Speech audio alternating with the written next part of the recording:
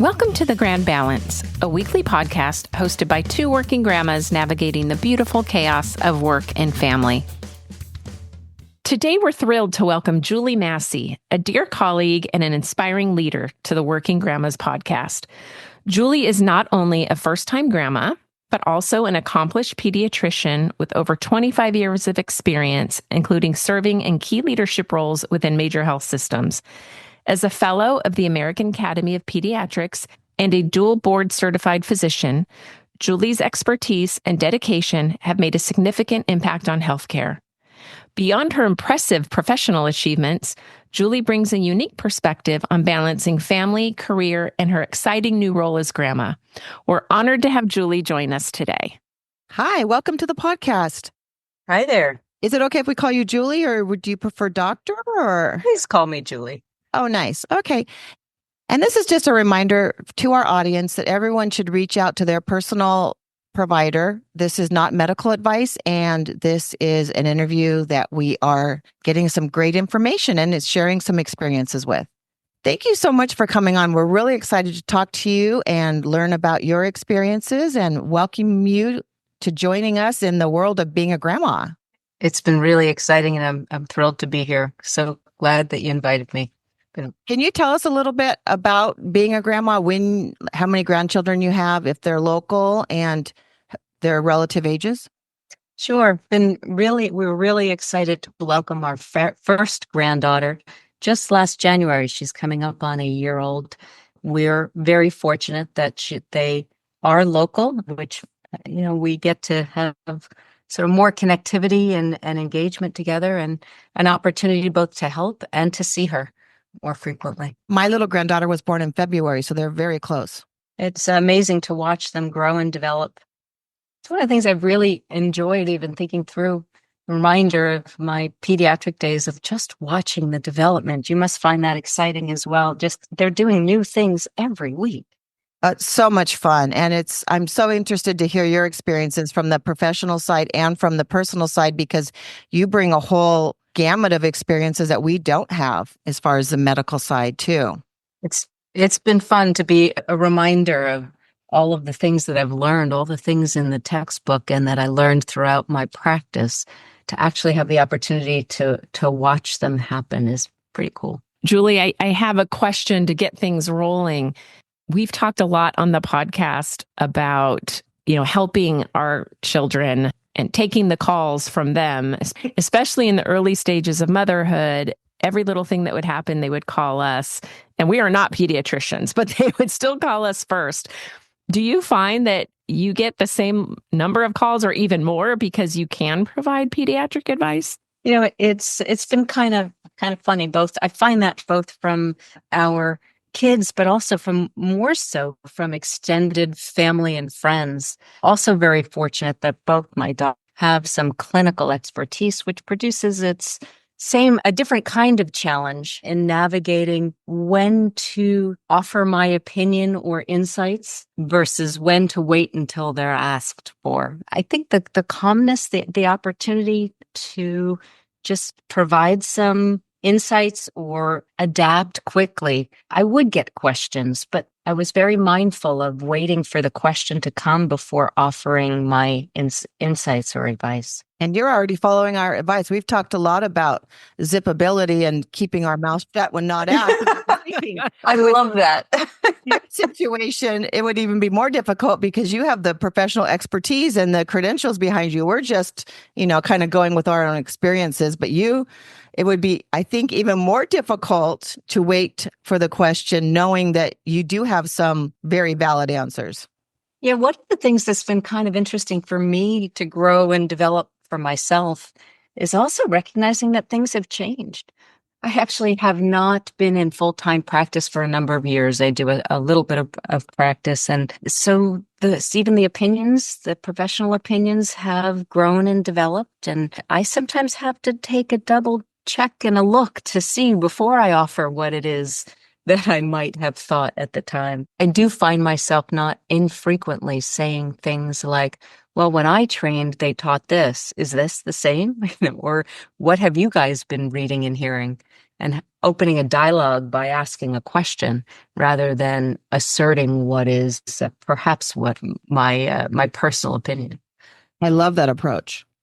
Well, and even with those physicians that are still practicing day to day, I know if I understand it correctly, you still practice. It's just more emergency medicine at this time. Actually, I do newborns, which has been kind of fun rather than sort of urgent care. So it's just the newborns in the hospital. So that immediate post-delivery time frame, certainly I see a whole lot more of lately. So the first weeks and months were pretty straightforward, and now I'm calling more upon my history and memory from practicing as she gets older. Yeah, I can imagine. As we were speaking on another episode, we were talking about just the styles of physicians that are still practicing full time. You have more of those old school physicians, and then you've got new school.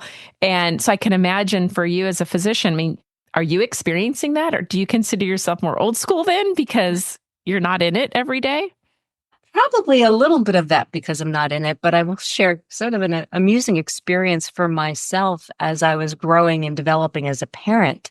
I had the opportunity I practiced for a number of years before I had my own children, and had an interesting opportunity to share some conversation many years ago with a patient who is also as a parent of two children. First one was she had, and I took care of before I had my own children. The second one was after I came back from having my children and back from maternity leave. And I asked her once, I had a kind of a relationship. They could ask her, how am I different as a pediatrician for you? And she kind of laughed, and she said, you're a lot less rigid than you were before you had your own children. So things were a lot less black and white and had more practical suggestions and insights to share, which proved valuable for my patients. And now being in the sort of grandparent phase, it's similar. It's a different kind of practical insights that is very different than what you learn from the textbook. Well, and that's so interesting because I know my daughter interviewed pediatricians. I didn't even realize that was something that was available back in the day when I was having kids. You just kind of got assigned or you picked one from your insurance, but they did interview. Yep. And that sounds like a great question. Do you have kids? Because if you do, you might evaluate things or give different advice or look at things differently because you've experienced it yourself. Right. When you've lived it, I feel like you do look at it. I think all of your points are so valid because when you've lived it yourself, your opinion changes on how you handle things just realistically. Yeah. I mean, there were more practical suggestions and things that you tried that worked. And I think that's some of what I bring even to the grandparenting, and we probably all do. There are some practical things that you can't read about, you don't learn about elsewhere, but until you've done it, those kinds of things that actually work. It's kind of fun when they actually do work. Yeah, I imagine. I have a very specific question for you that I know a lot of parents deal with. What is your advice to a parent that is stressing out over a picky eater as they get older? Because that's one of my favorites. You mentioned, how do you choose your pediatrician? Of course, for me, having trained in the field, it was important for me to have a physician who was a mentor. I used to say had gray hair and wisdom. And so I went to one of my teachers when I brought my children up. And one of the things he taught and would tell me every time I brought them in to see him is that you can't control what goes in, you can't control what comes out, and you shouldn't try. So you got to pick those battles. So for picky eaters, when you're navigating through that, he was particularly careful to tell me, and make sure you tell your mother and both the grandparents too, because it's something we all fight with and worry about. It typically takes 5 to 7 times of trying a new food before a child will necessarily accept it. So the first thing I say is don't give up. Don't force it, but offering them the things that you like, that each time you may be eating them when appropriate, and don't give up after 1, 2, or 3 times, but you can't force it. They're always going to control what they choose to eat. Anecdotally, I used to share the story that when my kids were little, their choice of, when I described the variety in their diet, it was different brands and styles of macaroni and cheese. The only green stuff they used to eat was, green gummy bears. I mean, that was the extent of it. But now that they're grown, they're more adventurous eaters than I am. So I think it's just patience, keep trying, and don't worry so much. They will get what they need. Good advice, because I know that can be a source of stress for a lot of parents. And what really struck me is kind of amusing. I mean, I thought back that mentor who taught me, it's not just you. Make sure you tell your your parents and in-laws as well, anyone who's caring for them, because it is something that as grandparents, I think we also get caught up in. Yeah, 100%. And we kind of feed off of the parents' stress too. So as long as they're growing, there's really nothing you need to worry about from a pickiness. Just keep trying. Okay. Yeah, that's good, because I'd heard to try a couple of times, but I hadn't really heard the 5 to 7. So I'm going to remind my daughter of that and keep that in mind too. Although my little granddaughter has pretty much liked everything that she's put in her mouth. So, oh, my grandson, they're into the whole foods. He'll eat every type of vegetable, beets, this, that, things that when I was a kid, I wouldn't want to eat. Yeah, she was eating, but he eats everything. Yesterday, I was like, what? I guess it's great that they're doing that, because I know on another episode they were saying that in our generation we did more baby food jars and things like that, but they definitely do the whole food thing, and they're doing a great job. Right. And just the exposure. I like that you said that too, because I do think the more you can expose kids to, the more they are just developing taste for certain things. And it can change over time. When they get into those 2s, 3s, 4s, sometimes they get very focused in certain things. And then they change and try other things, which moving forward too. Yeah, that's a great reminder, because here I am bragging about how she eats everything. And I remember my kids doing the same. And then they hit 2 or 3 and it was mac and cheese and cheese sandwiches. And that was about the extent of it. Maybe chicken nuggets. That's right. I think the other thing, that's one of the things that has changed over time, which I really found myself a little bit challenged by when she was little. The way we introduce foods has changed so much. Changing the foods that are traditionally very allergic, we used to hold off. Now we introduce them earlier. Letting them feed themselves and holding the food themselves, it scared me with the fear of choking hazards, but they just are doing things differently.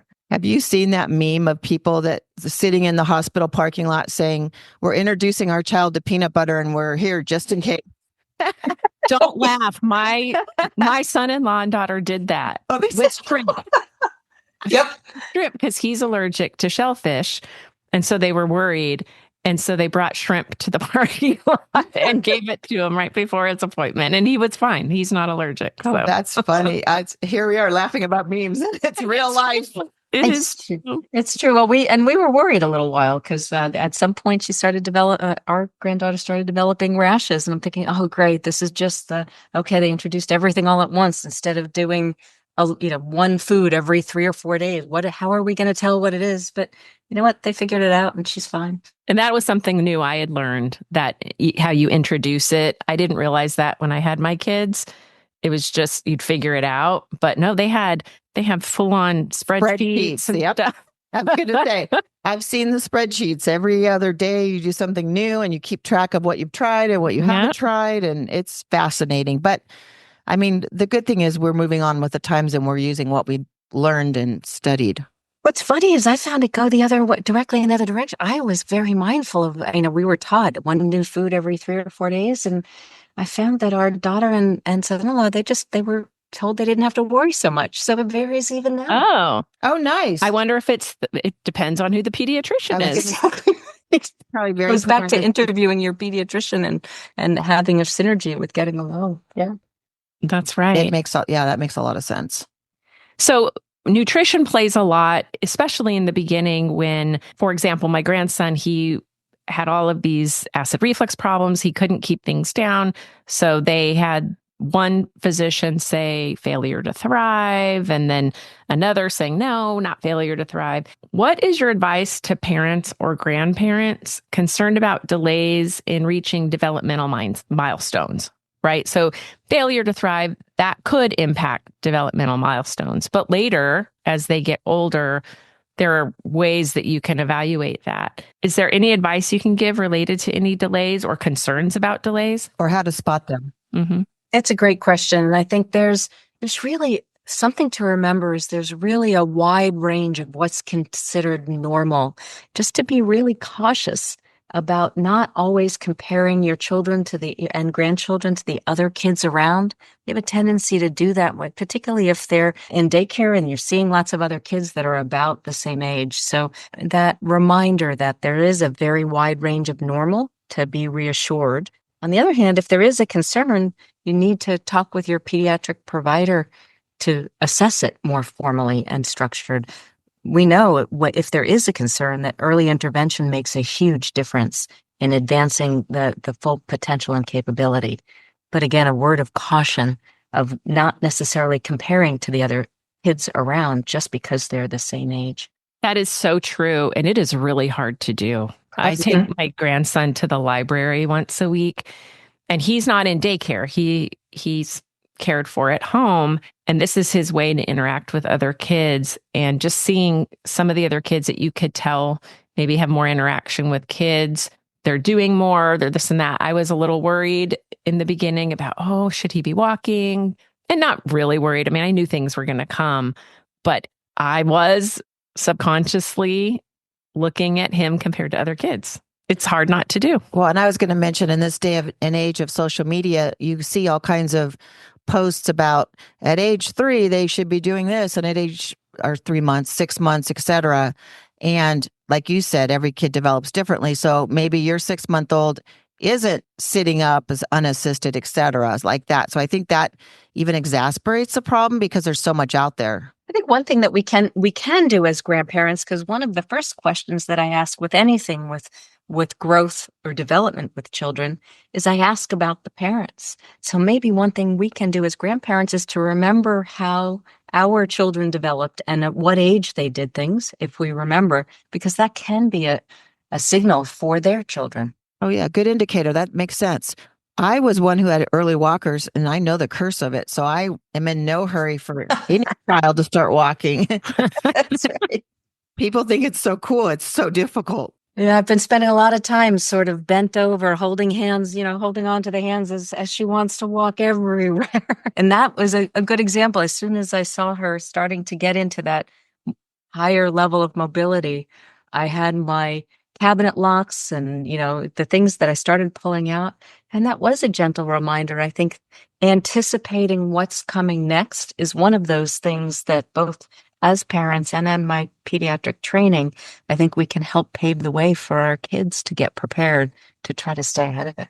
Yeah. Are there any pediatric trends or practices that you'd encourage or discourage for parents today as they try to navigate all of the different things that they're hearing and reading? There is so much out there. I think overload for yeah, sure. It really is overload. And I think it's learning what you can, but also when there's a question or a concern, don't be shy about bringing it to talk with your pediatric provider or the clinical staff in the office. They can give you some hints and some calming and level setting. And if there are questions, it's important to talk with them. I can imagine, given that there is so much information overload, that pediatricians are way more overloaded now too, with all those questions, right? I mean, every little thing could come across on social media or via Google as a major situation. So do you think pediatricians are feeling the stress of it as well? I think one of the positive sides of having so much material out there, a lot of the national children's hospitals and children's health systems have actually created parent-focused sites with credible information. And it's really a even sort of both sides sort of telling the truth of what to expect. Looking at your regional children's hospital websites for parent-facing material is often a good place to find even-keeled sort of recommendations or to answer questions. So there's a lot more material out there that is reliable that you can find. You just have to be mindful when you're searching online where you're searching. That's really great advice, to go to those direct children's hospital sites. Reputable. Yeah, that's really great advice. Yeah, I agree. I do think our kids' age generation is much better at deciphering what are valid resources and what aren't, because I think they were instructed in school as where we kind of had to wing it. And it just came up. Like I am very aware now of what sites are reputable and what aren't, a lot due in part to what my kids have told me. But there's so many people our age that just take anything on the internet as the word of God, basically. Mm-hmm. Mm-hmm. So I think, yeah, that's good. Very good tip to make sure that the source is credible. And it is awesome that parents are more educated and have that available to them now. Used to be, and even back when I was in full-time practice, when there was it was always picking up the phone straight to the pediatrician's office because there weren't so many resources that were available. Well, now we can reach doctors and pediatricians through email, and the communication side is a lot easier as well, I feel like. Yeah, although I think that's also the area where I think physicians generally are a little bit more overwhelmed if they have just with information and connection, unless they have the structures in their offices and their practices to support that real time responding. Best. Right. Yeah, that makes sense. With new parents sending a list of questions Every day. times 10. I mean, I will say the occasional, when I was in practice, the occasional phone call in the middle of the night, you kind of went, what was that question now for? But it was a worry and a concern. So never wanted to discourage folks from reaching out when they were concerned. I'm sure you have some great stories. Yeah, there were. So how does being a grandmother differ from being a parent? What have you experienced so far? It's interesting. You talked about the zip it. I think there's certainly more of that reflection and thinking through if there is something that I may think of differently. I love I think the focus and attention when we're together it's actually higher intensity in the time that we spend together because that time is finite, whether it's a day or a weekend. Getting to the end of that, she's going back to her parents in her regular world. So I find we spend a lot more time connecting and playing than maybe I did as much with my kids because there was so much other stuff going on. Do you guys find that? Oh, I completely agree. I love the fact that you can do all the fun stuff and the enjoyable things, and you don't have the stress of managing everything else in your head, the appointments, what needs to be done, the next feeding, the next nap. I just look at my daughter's notes and follow them, and then I go home and I know that she's being well taken care of, and just the lack, I guess, of responsibility and having the fun times. And also it's that finite time. So the rest of my life sort of is set aside. So I'm not worrying about having to balance all my other stuff because it's the time that I'm spending with her. It's as opposed to as a parent when you had to keep all those balls up in the air and juggle. Right. No, I completely agree. It's so hard to describe to people too, but it's such a fun stage. And like you said, it's very finite. So everything is changing. So you can appreciate having seen your kids go through this, how finite it is, and appreciate every stage for what it is. The other thing that's interesting is I think I'm much more mindful and aware of the developmental changes because there are sometimes paused days in between. It may be a week when I'm not seeing her in between. And then you see the changes seem that much more dramatic when we're back together. Oh, I find that a lot with my grandson. Even though it's only 5 days at the most, I probably won't see him. But every single time I'm thinking, wow, he can do that now. Or look what he was able to do. So maybe as a parent, we didn't notice it as much when you're together continuously. I will say you do get to the end of, I find I get to the end of those concentrated times when we're together and it's a little more tiring than I remember. I would agree with that as well.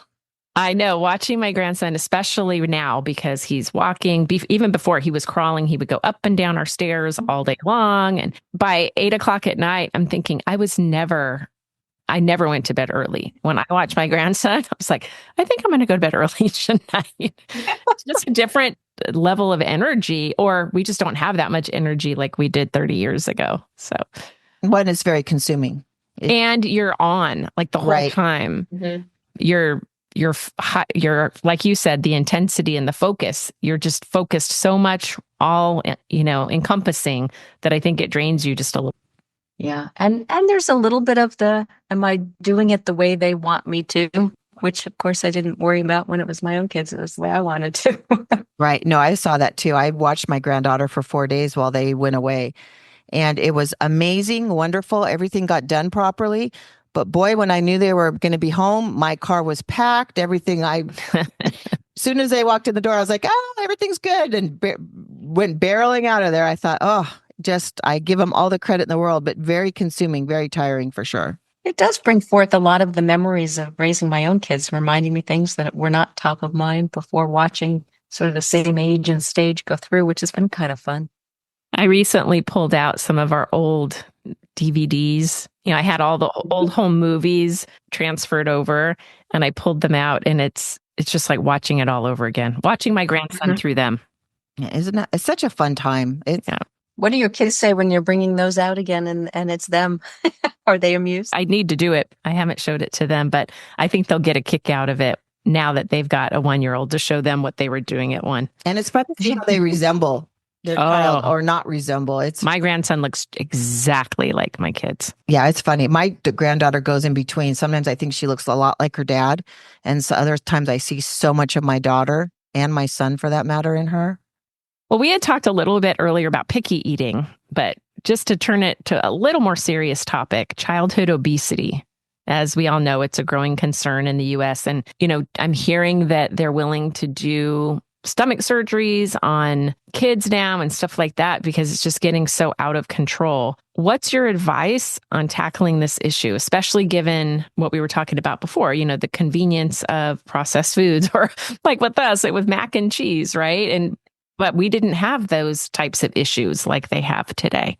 I think there's a couple of things that we can really be mindful as in raising kids in this generation around the healthy eating, as well as activity and exercise as they get older, is making sure that you have moderation and that balance of both. One of the things that early on to be mindful of are some of the more concentrated sweet beverages, things like juice and soda. We used to do loads of juice when the kids, that was sort of easy, and that they're recognizing that, really tailoring back on all of those and being very mindful of that balance of the higher calorie density kinds of juices and foods. We need to be mindful around teaching them their nutrition and eating habits that will last them for a lifetime. Do you think with the computer generation, with screen time and all the gaming and all of those sorts of things, do you think we're turning into a more sedentary childhood? Yeah, I think it's a combination of the screen time, the sedentary nature of the gaming,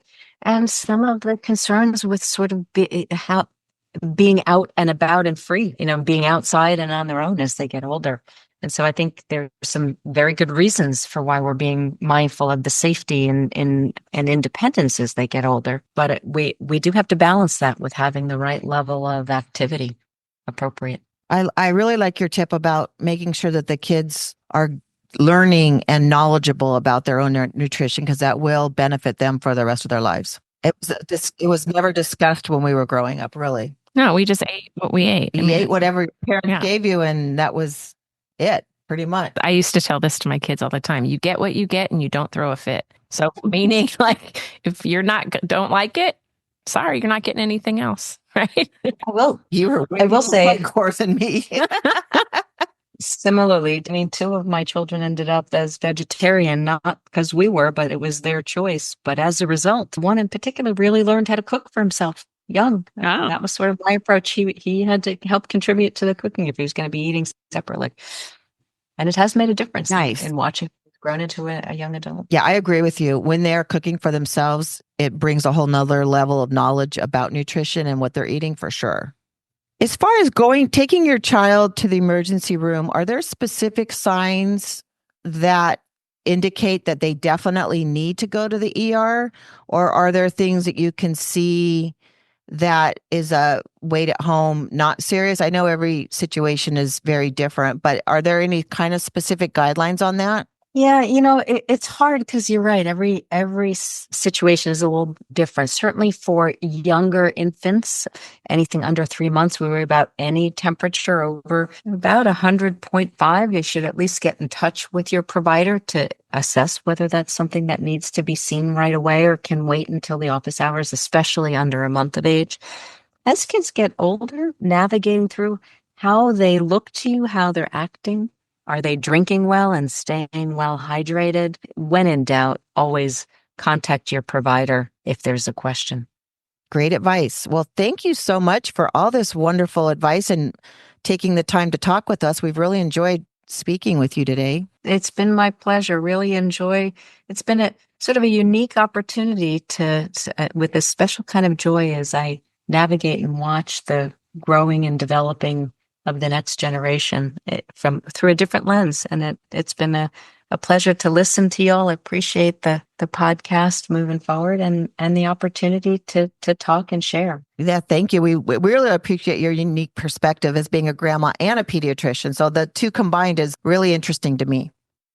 Well, thank you, Julie, so much. And we will connect soon. Have a great holiday. Thank you. Happy holidays. Take care. Happy holidays. Bye-bye. Bye-bye. Thank you for listening. Please like and subscribe to the podcast so we can continue to grow our community. Also follow us on Instagram at Working Grandmas Podcast, on Facebook at The Grand Balance, a Working Grandmas Podcast, and join our LinkedIn group, Working Grandmas. You can also email us at info@workinggrandmas.com or message us through any of our social media platforms.